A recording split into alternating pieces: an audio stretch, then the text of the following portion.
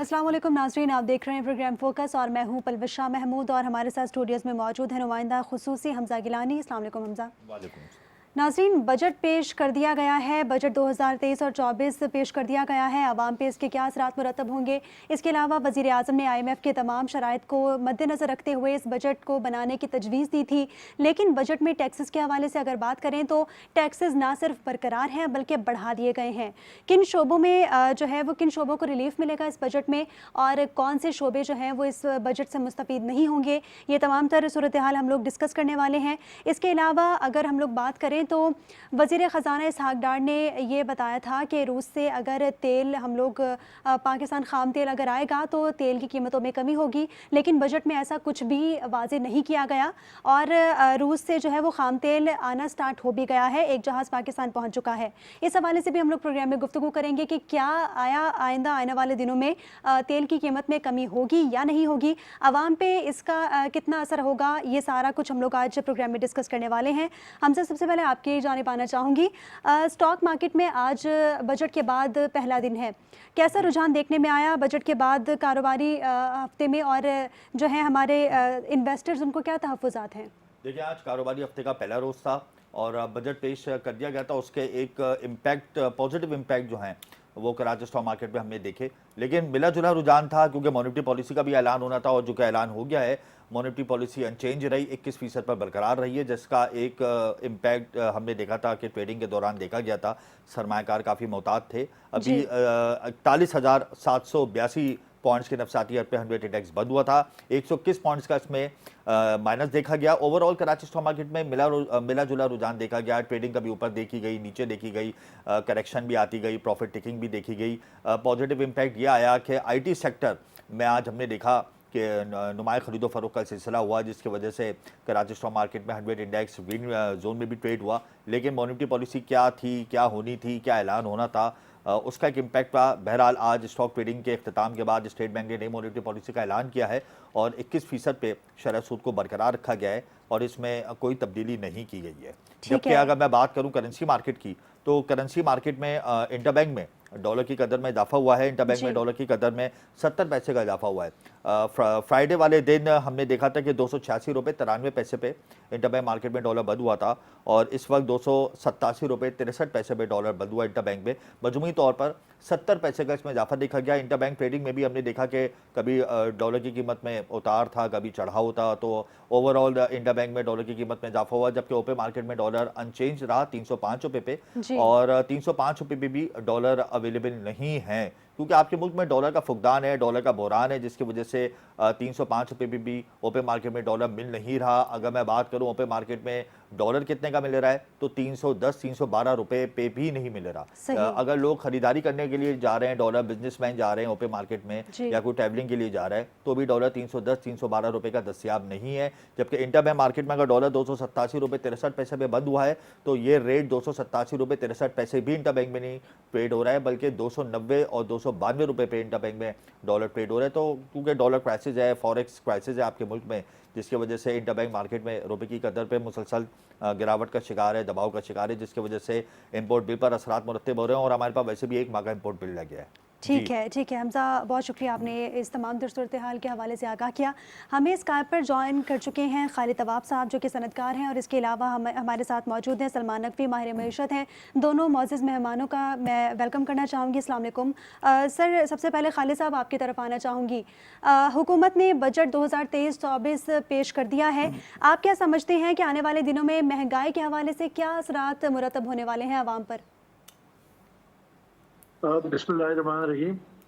देखिए, बजट तो आ गया है और इस वक्त जो मुल्क है और ख़ास तौर पे सनतें जो हैं वो एक बड़े बहरान का शिकार हैं। आपने देखा बजट में जो फिगर्स दी गई हैं, इस सब में ख़ास तौर पे कहीं भी जो बजट का तखमीना था वो कहीं भी पूरा नहीं हुआ। चाहे वो आप टैक्सेस की मद में कह लें या अपने डेफिसिट के हिसाब से आप कह लें, लेकिन जो सिर्फ प्रॉब्लम ये है कि बजट में क्योंकि इनके हाथ पांव पूरे बंधे हुए थे, अभी भी इन्होंने बहुत सारी जगह खास तौर पे सैलरीज भी बढ़ा दी हैं इन्होंने, गवर्नमेंट ने, और चीज़ें बहुत सारी ऐलान किया है, लेकिन गवर्नमेंट के पास पैसे बिल्कुल नहीं है। जी। इसमें अच्छी बात ये है कि इन्होंने आईटी सेक्टर की तरफ तवज्जो दी और इसमें हुकूमत का ऐलान किया है। मैं समझता हूँ ये एक वाहिद जरिया है इस वक्त जो कि पाकिस्तानी एक्सपोर्ट को कुछ सपोर्ट कर सकता है, क्योंकि एक्सपोर्ट में जो इस वक्त हमारी जो टोटल एक्सपोर्ट ट्रेडिशनल एक्सपोर्ट्स है उसमें बजाय इजाफा होने के उसमें वाज़ेह तौर पे कमी हुई है। हम 29-30 से अब 23 और 24 बिलियन डॉलर पर आ गए हैं और इस बजट में भी उन चीज़ों को एड्रेस नहीं किया गया जिसकी वजह से हमारी एक्सपोर्ट जो है बढ़ सके।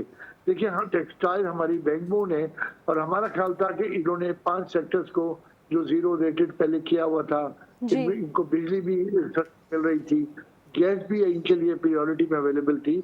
आज वो चीज़ें सारी विड्रॉ हो गई हैं। मैं नहीं समझता कि इसकी वजह से हमारी एक्सपोर्ट में कोई इजाफा होगा, बल्कि मुझे खतरा ये है कि जिस तरह जो फिगर्स आती हैं हमारे जो बांग्लादेश है और हमारे जो कॉम्पिटिटर्स हैं वो हमारा बिजनेस जो है वो उनकी तरफ शिफ्ट हो रहा है। खालिद साहब मतलब ये एक्सपोर्ट ओरिएंटेड बजट नहीं है। जब एक्सपोर्ट ओरिएंटेड बजट नहीं होगा तो हमारे रिजर्व्स कैसे बढ़ेंगे? जब हमारे इन्फ्लोज नहीं आएंगे तो हम लोग सर्वाइव कैसे करेंगे? 30 अरब डॉलर का हमने एक्सपोर्ट टारगेट रखा है जो कि हम अचीव नहीं कर पाएंगे, इस बात का बिल्कुल अंदाजा है मौजूदा हुकूमत को। वैसे भी मौजूदा हुकूमत तो 12 अगस्त को जा रही है, तो आप समझते हैं कि इस बजट में तरामीम होंगी? एक्सपोर्ट ओरिएंटेड बजट नहीं है, एक्सपोर्टर क्या तवक्कुआत रख रहा है आने वाले महीनों में? बजट प्रेजेंटेशन तो पेश कर दी हुकूमत ने, लेकिन फिर भी खदशात दूर नहीं हो रहे बिजनेसमैन के। देखिए हमारे यहाँ जो डॉलर्स आपने कहा नहीं आ रहे हैं, हमारे यहाँ डॉलर 2 तरीके से आते हैं। एक तरीका हमारे एक्सपोर्ट है और एक हमारी रेमिटेंसेज है जो बाहर पाकिस्तानी काम कर भेजते हैं। अगर आप देखें तो उसमें भी खातिर खा कमी हो रही है। उसकी बड़ी वजह यह है कि आज भी अगर आप देखें तो जो डॉलर के ऑफिशियल रेट है और अनऑफिशियल रेट में इतना बड़ा फर्क है कि शायद आपकी तरसीलात जो है वो भी कम होती चली जाए। हमें सबसे पहला मेजर ये लेना था कि वो जो डिफरेंस है ऑफिशियल में और अनऑफिशियल में वो कम से कम हो। कुछ मराहत का इन्होंने ऐलान किया है जो बाहर से फॉरेन रेमिटेंसेज आएंगी, जैसे $1 लाख अगर कोई ले आए तो उसको पूछा नहीं जाएगा, लेकिन ये है एक इन्वेस्टमेंट पॉलिसी। आपकी जो बेसिक पॉलिसी है वो ये है कि जो बाहर से फॉरेन रेमिटेंसेज आ रही है उनको किस तरह डिफरेंस खत्म किया जाए ताकि लोग जो है वो ऑफिशियल तरसीलात करें, ऑफिशियल पैसा भेजें। अगर 15, 20, 25 रुपए का फर्क होगा तो हमारी ऑफिशियल जो पैसे आते हैं रेमिटेंसेज वो गिरती जाएंगी। 36-32 के करीब हम आ गए थे। मुझको डर ये है ये भी 24 और 25 बिलियन पे आ जाएगा।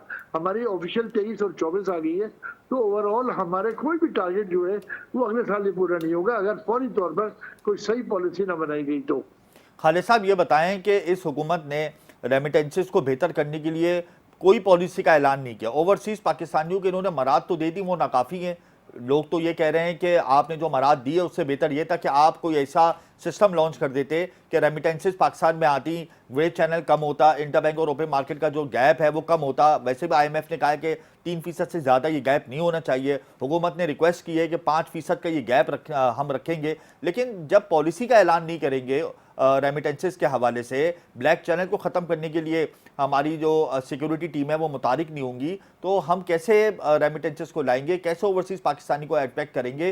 दूसरा ये कि अगर ये एक्सपोर्ट ओरिएंटेड बजट नहीं है तो ये हमारे 2 मेजर सेक्टर्स हैं जिससे हमारे मुल्क को इन्फ्लोज आते हैं। जब यही डिस्टर्ब होंगे तो फिर हम कैसे खाएंगे, कैसे कमाएंगे? क्या हम बार्टर सिस्टम के ऊपर आइंदा आने वाले दिनों में मुकम्मल तौर पर इन्हिसार करने वाले?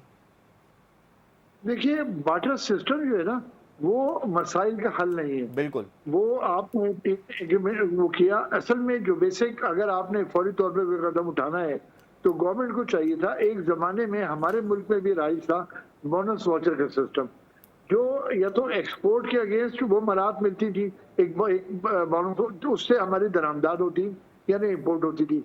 इसी तरह अगर हम फॉरेन रेमिटेंसेस को भी इसके साथ रिलेट कर देंगे तो वो रेमिटेंसेस को उनको एडवांटेज मिलेगा, उनको बोनस वाउचर का सर्टिफिकेट मिलेगा, वो बाजार में बेच सकते हैं और उनको जो अनऑफिशियल पैसे का फर्क मिल रहा है वो उसे कवर हो जाता। लेकिन वो कोई सिस्टम ऐसा अडॉप्ट नहीं किया। मैं आपको ये भी बताऊं कि WTO के एग्रीमेंट के तहत हम बार्टर नहीं कर सकते थे, लेकिन हमारी गवर्नमेंट ने किया जो बड़ा अच्छा इकदाम किया। एक तरह सहूलत हुई है। इसी तरह अगर ये बोनस वाउचर सिस्टम भी ले आए तो उससे हमारी दरामदाद और बरामदाद और फॉरेन रेमिटेंसेज में एक रफ पैदा होगा और इंशाल्लाह हम चीजों को आप देखेंगे रेमिटेंसेज भी बढ़ जाएंगी और उससे हमारी एक्सपोर्ट भी बढ़ जाएगी। आप समझते हैं कि ये एक्सपोर्ट ओरिएंटेड बजट नहीं है? बिल्कुल नहीं है। एक्सपोर्ट में तो कुछ भी नहीं, इन्होंने जो मराहत मिलती थी वो भी पिछले दिनों में विड्रॉ कर ली थी, और किसी को भी इन्होंने दोबारा वो मराहत देने का ऐलान नहीं किया। खासतौर पे हमारे बिजली सेक्टर में, टेक्सटाइल सेक्टर में जी। वो ऐसी कोई चीज अभी तक नहीं हुई है। आईएमएफ हम पर एतमाद नहीं कर रहा है। आईएमएफ को मालूम है कि आइंदा आने वाले चंद दिनों के बाद हुकूमत चली जाएगी।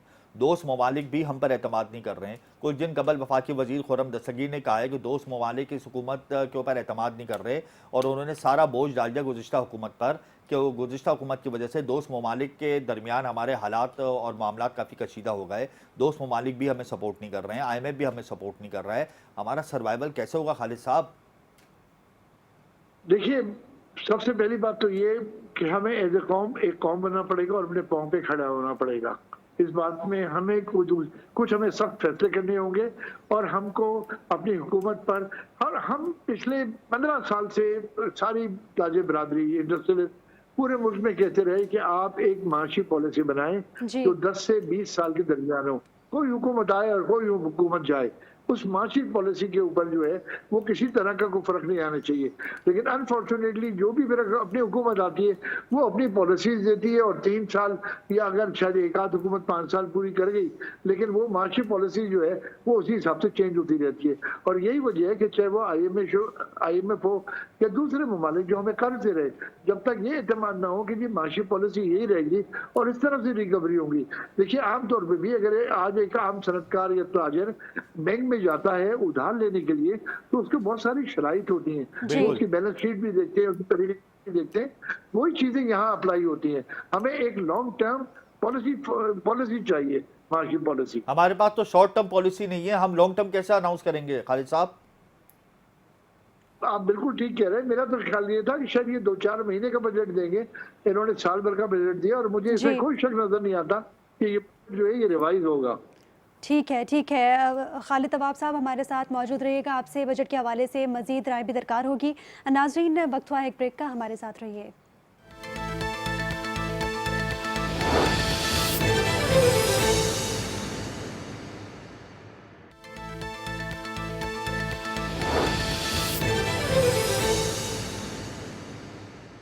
वेलकम बैक नाजरीन। बजट के हवाले से गुफ्तगू का सिलसिला जारी था। हमारे साथ स्काइप पर मौजूद हैं सनतकार खालिद तवाब साहब। सर, आपसे मैं जानना चाहूँगी कि हुकूमत ने जो है बजट पेश कर दिया है। वज़ीर ख़ज़ाना इसहाक़ डार की जानिब से ये कहा गया है कि 1074 अरब की सब्सिडी दी गई है इस बजट में। बताइएगा, आप क्या समझते हैं? आप सनती शोबे से वाबस्ता हैं, सनतकारों को इस बजट का कितना रिलीफ मिलेगा? देखिए, जिस तरह मैंने आपसे गुजारिश करी जी। कि इसमें मुझे कोई भी ऐसी नजर नहीं आती जिसमें इंडस्ट्री को फरोग हो, हमारी एक्सपोर्ट जो है वो इससे बढ़े। बल्कि अभी अभी जो अनाउंसमेंट मॉनेटरी पॉलिसी का हमारा हुआ है, मुझे इसमें भी बड़े सख्त तहफ़्फ़ुज़ात हैं। देखिए, काइबर अगर 21% है, कोई भी सनत 23 से लेकर 25% तक आपको पैसे मिलेंगे। कोई भी सनत जो है वो सर्वाइव कर ही नहीं सकती इस इंटरेस्ट रेट के ऊपर। और ये भी ख्याल रखें कि द बिगेस्ट बोरोवर जो 70-80% वो गवर्नमेंट ऑफ पाकिस्तान खुद है। इस तरह से गवर्नमेंट के भी जो मेजर पैसे हैं वो सूद की मद में जाते हैं, और इसके अलावा सनत को फरोग हो ही नहीं सकता। कोई इन्वेस्टमेंट इस इंटरेस्ट रेट के ऊपर नहीं हो सकती। लिहाजा जो मैं कम अज कम फोर्सी कर रहा हूँ, आइंदा आने वाले वक्त में बहुत जल्द हमारे यहाँ अनएम्प्लॉयमेंट का एक बड़ा तूफान आने वाला है, क्योंकि नई सनतें लगेंगी नहीं और मौजूदा सनतें काफी बंद हो रही हैं। अच्छा खालिद साहब, 9,200 अरब रुपए के इन्होंने टैक्स टारगेट इन्होंने सामने रखा है। 2,963 अरब रुपए नॉन टैक्स की मद में इन्होंने रखे। मजमूई तौर पर अगर मैं इन दोनों का मिला लूँ नंबर्स, तो 12,163 अरब रुपए टैक्स की मद में हुकूमत कलेक्ट करेगी। इसको मैं 2 मिनट के लिए एक सहल अंदाज में, ताकि एक आम आदमी समझ सके, 12 रुपए कर देता हूँ।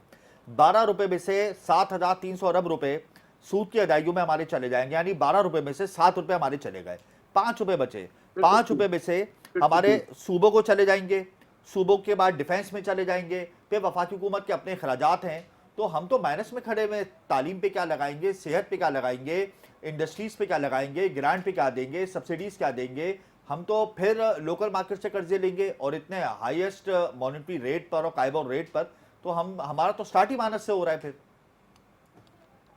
आपने बिल्कुल सही कहा, लेकिन इस बात का ख्याल रखें कि 18th अमेंडमेंट के बाद सेहत और तालीम जो है वो सूबाई हुकूमतों के बजट में आ गया है।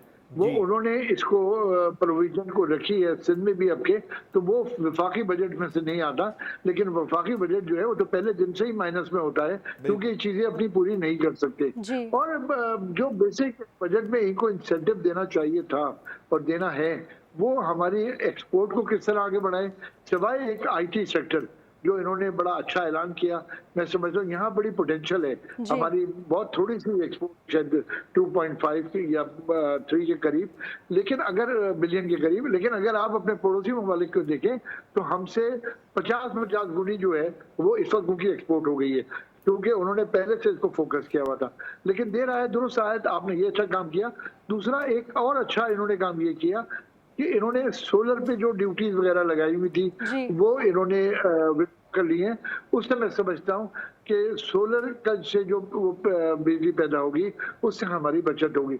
लेकिन इसके साथ साथ मैं आपको ये भी बताऊं, हमारा दोस्त मुल्क है चीन।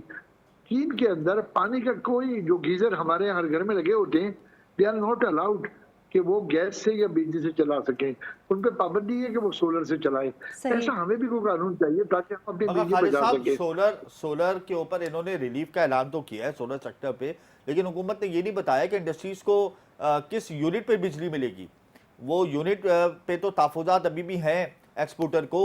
वो ये कहते हैं इस हवाले से तो कोई बात ही नहीं की, इतनी महंगी बिजली मिल रही है, एकदम से यकदम तो सोलर पे एकदम से सारी इंडस्ट्रीज मूव नहीं हो जाएंगी ना, टाइम लगेगा, एक पॉलिसी होती है ऑब्वियसली। लेकिन अभी जो करंट सिचुएशन है उस हवाले से हुकूमत को कम से कम बिजली के हवाले से तो ऐलान करना चाहिए था सनतों की जो दी जा रही है। देखिए, इंडस्ट्री को सोलर पे शिफ्ट होना ये कोई आसान काम नहीं है। बिल्कुल। उसके लिए एक बहुत बड़ी आपको जगह चाहिए होती है सोलर के लिए। और जरूरी नहीं है कि हमारे यहाँ 80% सनतें ऐसी हैं जिनके पास इतने बड़े यूनिट लगाने की शायद गुंजाइश भी ना हो। जी। और फिर इसके लिए आपने सोलर का किया, सोलर को हम कॉटेज इंडस्ट्री में तो इस्तेमाल कर सकते हैं जी। जल्द अज जल्द, या घरों में इस्तेमाल कर सकते हैं। बड़ी इंडस्ट्री के लिए इतनी चीजें आसान नहीं है, तो लिहाजा वो तो उसमें तो नहीं होगी। दूसरा, आपने कभी सवाल किया था अपने इंट्रो में कि हमारे पास रशियन तेल जो है वो आना शुरू हो गया है। जी। आज रशियन जहाज जो है पहला ऑयल लेके आ गया है और तकरीबन कुछ जहाज में से अनलोड भी हुआ है। बिल्कुल। लेकिन अभी ये एक दूसरा जहाज भी 4-5 रोज में आ रहे हैं। बिल्कुल। लेकिन अभी ये टेस्ट के मराहिल में है। जब ये हमारी रिफाइनरी में क्लीन होकर निकलेगा तो मालूम होगा कि आया दोबारा हम इसको मंगा सकते हैं और बाकी हमारे लिए फिजिबल है। तो लिहाजा अभी हमें 10-15 दिन मेरे ख्याल है फर्दर इसके रिजल्ट के लिए इंतजार करना पड़ेगा। जी खालिद साहब, जिस तरह आपने कहा रशियन तेल के हवाले से कि अभी तेल जो है वो अनलोड हो रहा है और आइंदा अभी टेस्ट मराहिल में जाएगा, आइंदा कुछ दिनों में पता चलेगा कि ये हम लोगों के लिए यूज़फुल होगा या नहीं। आपसे जानना चाहूँगी कि वज़ीर मुमलिकत का ये कहना था कि तेल ख़रीदने के बाद हम लोग जो है वो पेट्रोल की उस पर सब्सिडी प्रोवाइड करेंगे आवाम को, पेट्रोल की कीमतों में कमी वाक़ई होगी अच्छी खासी। आप क्या समझते हैं कि अगर टेस्ट कामयाब हो जाता है, आवाम के यूज़ के लिए ये तेल जो है वो आवाम को प्रोवाइड कर दिया जाता है, क्या इसमें कमी आएगी पेट्रोलियम मसनूआत में? देखिए, मेरा ख्याल है इसका बहुत बड़ा दारोमदार IMF के ऊपर है। ठीक। IMF आपसे क्या, क्योंकि IMF को आपके साथ तहफ़्फ़ुज़ात ही ये थे। अगर आप देखें पिछली हुकूमत ने आखिरी दिनों में 10 रुपए फी लीटर कम कर दिया था, जी। जो कि हमारे एग्रीमेंट में IMF के साथ शामिल नहीं था। उसकी वजह से मेजर उनको तहफ़्फ़ुज़ात आए। लिहाजा हम कोई भी कदम उठाना, खास तौर पे ये, क्योंकि एक सबसे बड़ा रेवेन्यू का जरिया हमारा यही है, लिहाजा उसको IMF जब ओके करेगा उसके बाद कोई, लेकिन उसूली तौर पे प्रिंसिपली अगर ये रशियन तजर्बा हमारा कामयाब होता है तो लोगों को इसका रिलीफ, खातिर खा रिलीफ मिलेगा, इंशाल्लाह मिलना चाहिए। अच्छा खालिद साहब, ये बताएं कि IMF हमारी कॉल उठा लेगा इस बजट को पेश करने के बाद? आप क्या समझते हैं बजट जो पेश किया IMF की मुशावरत से क्या होगा? हमने मुशावरत तो नहीं कह सकते, लेकिन उन्होंने जो अपनी स्ट्रीम लाइंस दी हुई है, मैं समझता हूँ कि ये उन्होंने उसको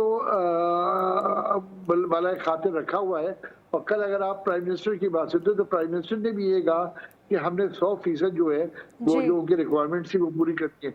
देखिए, इन द पास्ट हमारे यहाँ बजट ऐसे आते रहे हैं जिसमें IMF की टीम बाकायदा FBR में आके बैठी रही और बजट के प्रपोजल और बजट की तमाम चीजें जो हैं वो बनाती रही हैं। लेकिन इस दफा उन्होंने सारी चीजें भेजी हैं। और जब हमारे इसहाक डार साहब आए थे तो काफी ऑप्टिमिस्टिक थे कि जनाब ये जो सब कुछ है इंशाल्लाह हमें मिल जाएगा, और अब भी ऑप्टिमिस्टिक है प्राइम मिनिस्टर साहब भी और फाइनेंस मिनिस्टर भी और जी। सारी कौम भी। लेकिन खालिद साहब, अब देखिए ऑप्टिमिस्टिक होने से मुल्क तो नहीं चलता। डार साहब की जो काविशें हैं वो मुकम्मल तौर पे कामयाब तो नहीं हुई। डॉलर का रेट कंट्रोल नहीं हुआ, रेमिटेंसेज में इजाफा नहीं हुआ, एक्सपोर्ट का टारगेट हमने मिस किया, इन्फ्लेशन का टारगेट इस बजट में इन्होंने 21% रखा है, इस वक्त इन्फ्लेशन 39% पर है। कैसे डिक्रीज होगी इन्फ्लेशन? दुनिया भर में कसाद बाजारी है। इसहाक डार साहब की पॉलिसी बेहतर होंगी लेकिन फिर भी वो कामयाब नहीं हुई। तो आप नहीं समझते कि बॉडी लैंग्वेज के अंदर कॉन्फिडेंस नहीं है, ना पीएम साहब के, ना वजीर खजाना साहब के, क्योंकि आईएमएफ तो हमें ग्रीन सिग्नल दे ही नहीं रहा है तमाम शराइत पूरी करने के बाद भी। आपने बात बहुत ज्यादा सही कही है कि हम आईएमएफ पे, जिस तरह मैंने भी पहले आपको कहा कि हमें आईएमएफ के अलावा अब सेकंड प्लान भी बना लेना चाहिए, और बना लिया है जिस तरह वजीर आजम साहब ने कहा है। हमें अपने पाँव पे खड़ा होगा जब तक हम सही इकदाम नहीं करेंगे। देखिए ये चीजें जिंदगी में कौमों के भी और इंफरादी तौर पे भी आती हैं, अच्छा और बुरा बात। लेकिन एक बात का ख्याल रखें कि हमें उम्मीदें अच्छी रखनी चाहिए अपनी कौम से भी और अपने मुल्क से भी। और आप ये देखें अल्हम्दुलिल्लाह एक बड़ा अच्छा पॉजिटिव साइन है कि इस दफा हमारा एग्रीकल्चर सेक्टर जो है उसने बहुत बेहतर परफॉर्म किया है बनस्बत लास्ट ईयर के। हमारी वीट की क्रॉप बहुत अच्छी हुई है, और हम इसके अलावा कॉटन की क्रॉप जो है इस वक्त तकरीबन 4.4.7 4.8 पे चल रही थी। मुझे ये बताया गया है मिनिस्टर साहब ने कि तकरीबन 12 बिलियन से ज्यादा बेल जो हैं वो इस दफा हम प्रोड्यूस कर लेंगे, जो ऑलमोस्ट 3 टाइम्स हो जाती है।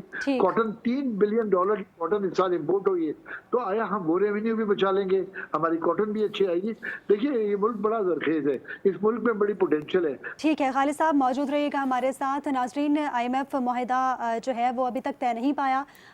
वज़ीर आज़म ने ये कहा था कि आईएमएफ के जो है शराइत के अकॉर्डिंगली बजट बनाया जाएगा। वज़ीर आज़म की तजवीज़ पर बजट पेश कर दिया गया है, लेकिन अभी तक आईएमएफ मुआहिदा तय नहीं पाया। इसकी क्या वजूहात है? आइंदा आने वाले वक्तों में हुकूमत की जानिब से क्या हिकमत अमली मुरतब की जाएगी? इस तमाम तर सूरत हाल के हवाले से हम लोग बात करेंगे।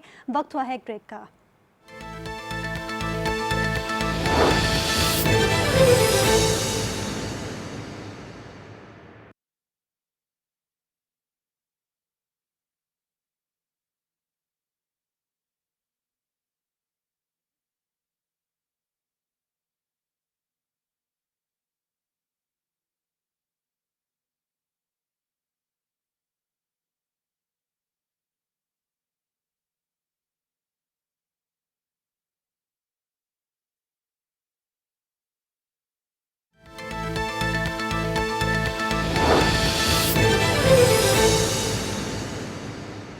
नाज़रीन, बजट के हवाले से गुफ्तगू प्रोग्राम में जारी थी। बजट पेश कर दिया गया है। आइंदा आने वाले वक्तों में अवाम इससे मुस्तफ़ीद होंगे या नहीं? आईएमएफ मुआहिदा सर पे है, लेकिन मुआहिदा यह है कि हो के नहीं दे रहा। आइंदा आने वाले वक्तों में क्या हिकमत अमली मुरतब की जाएगी, इस हवाले से जानना चाहूँगी खालिद तवाब साहब से, जो कि सनदकार हैं।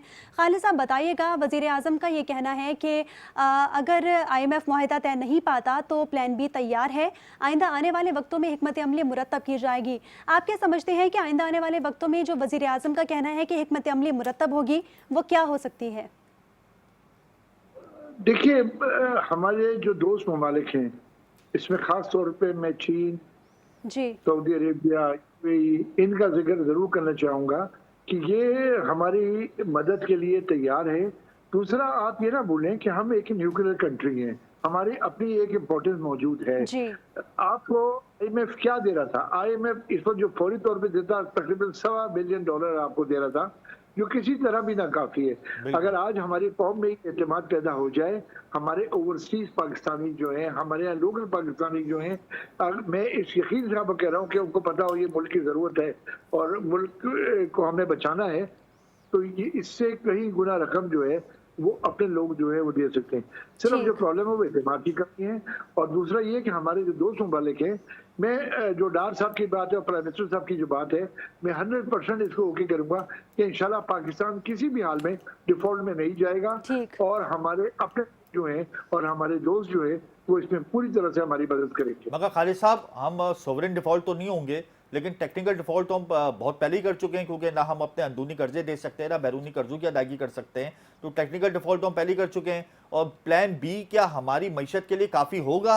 अगर हमारे दोस्त ममालिक अगर हमें सपोर्ट कर भी देते हैं, जो कि अभी तक उन्होंने नहीं की है, करनी चाहिए थी, हमारे रिजर्व्स बढ़ जाने चाहिए थे, अभी तक तो नहीं आए, तो आप नहीं समझते कि हुकूमत के ऊपर अदम एतमाद है? प्लान बी हमारे लिए काफ़ी होगा मईशत के लिए? देखिए, आपने कहा डिफॉल्ट कर चुके हैं, पता नहीं टेक्निकली किस तरह हमारी जो भी अदायगियां थी, या तो हमने उसका टाइम पीरियड एक्सटेंड कराया जी। या हमने वो पैसे अदा किए। हमने अभी तक कहीं भी कोई डिफॉल्ट नहीं किया। ठीक। लेकिन ये एक टेक्निकली डिफॉल्ट, आप इसको सिर्फ इस तरह कह सकते हैं कि जो कर्जे अदा करने हमारी की सकत तो नहीं है ना हमें इस वक्त? इसमें हमने कर्जे जो भी ड्यू हुए सारे अदा किए हैं। $3.5 अरब से ज्यादा के इस साल भी कर्जे अदा किया $1 अरब से, आपने वो भी अदा किए।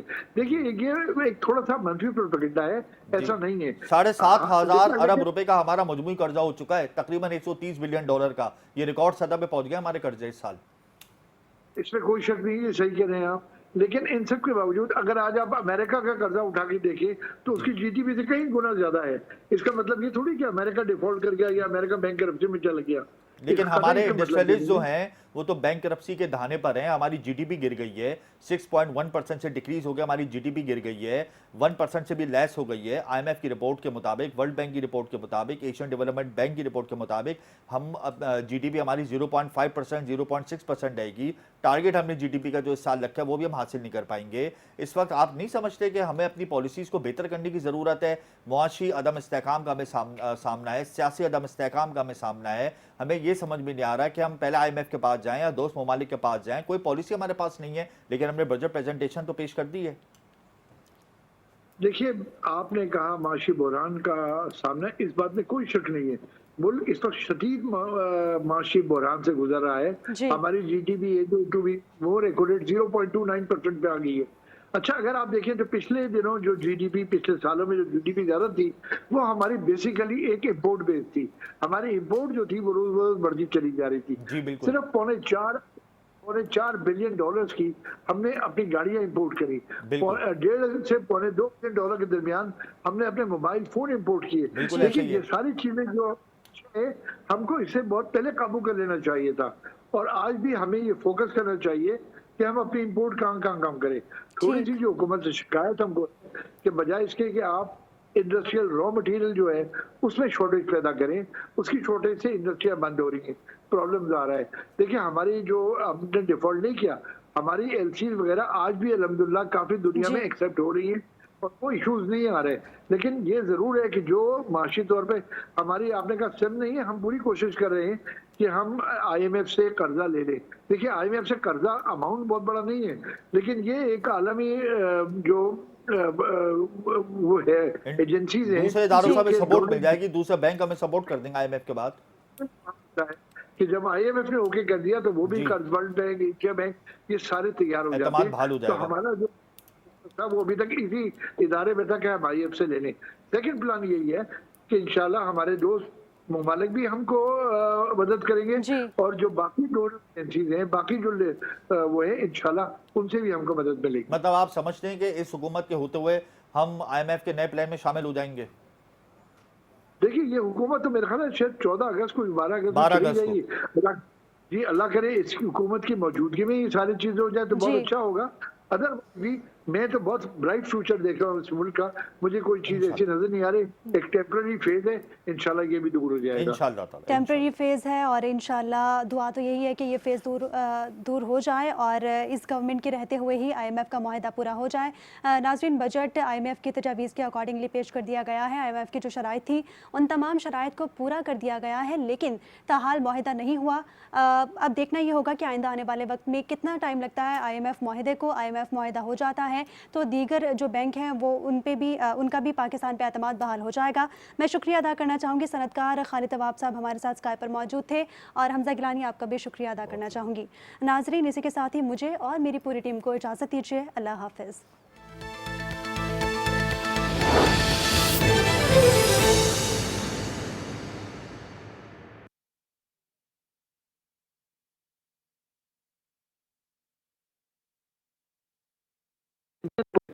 इस मुल्क में बड़ी पोटेंशियल है, हमें नाउमीदी की बातें नहीं करनी चाहिए। जरखेज होने हमें के उम्मीदों बावजूद की भी जरखेज होने के बावजूद भी हम सालाना हमारी इंपोर्ट होती है कितनी बता रहे हैं आप? 50 अरब डॉलर की तो खाली हम इंपोर्ट करते हैं, फूड इंपोर्ट जरखेज मुल्क होने के बावजूद भी।